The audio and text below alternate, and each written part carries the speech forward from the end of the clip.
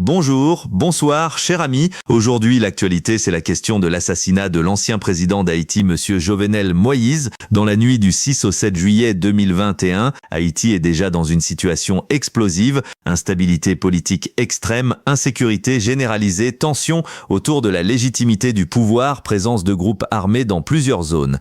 Le président en fonction Jovenel Moïse vit sous protection, mais son dispositif de sécurité est déjà critiqué pour ses failles. La soirée précédant l'attaque.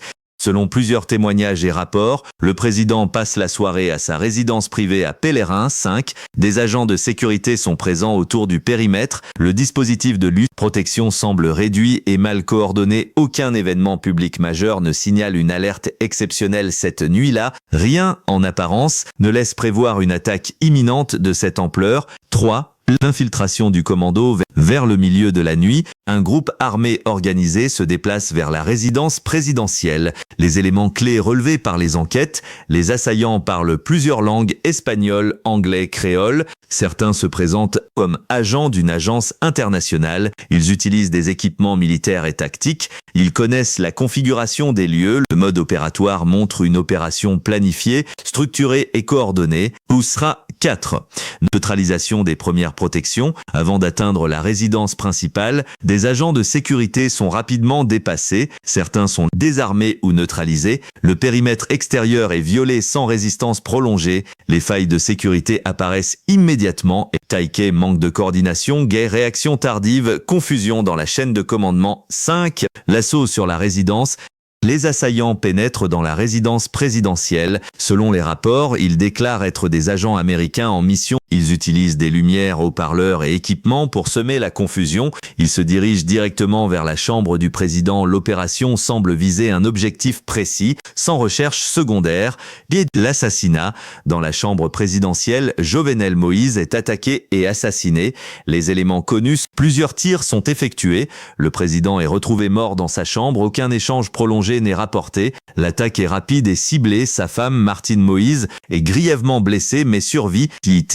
La fuite des assaillants. Après l'opération, le commando quitte la résidence. Certains s'enfuient à pied ou en véhicule, d'autres se dispersent dans la zone. Il n'y a pas de poursuite immédiate efficace, ce qui soulève des questions sur la réaction des forces locales.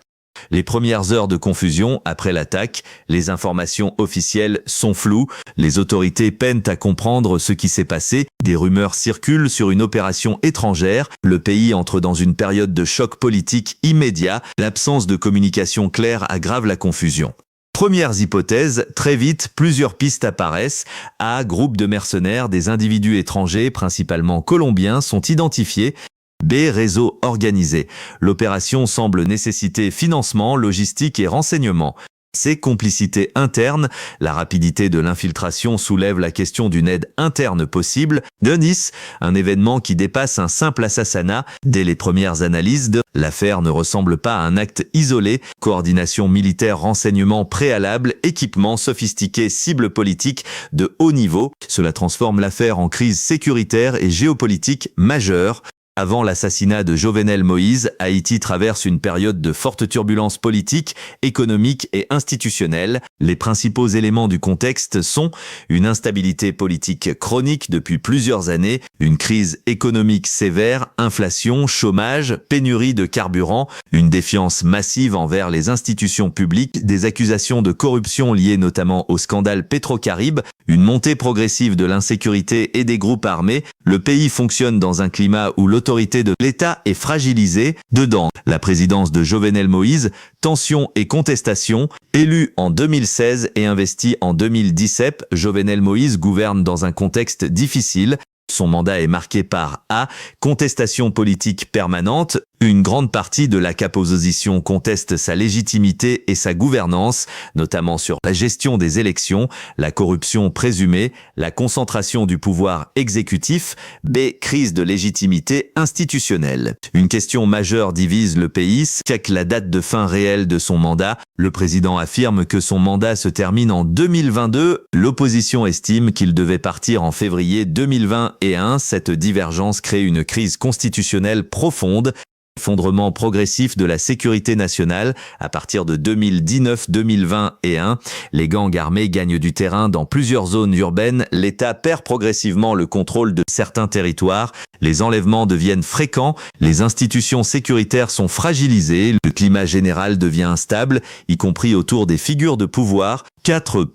Isolement politique du président à la veille de 2021. Le président est de plus en plus isolé politiquement. Une partie de la classe politique réclame sa démission. Des tensions existent même au sein de certaines structures étatiques. Le dialogue national est presque inexistant. Ce contexte crée un environnement politique explosif. 5. Les signaux d'alerte avant l'assassinat. Selon plusieurs rapports d'enquête, des signes de danger existaient.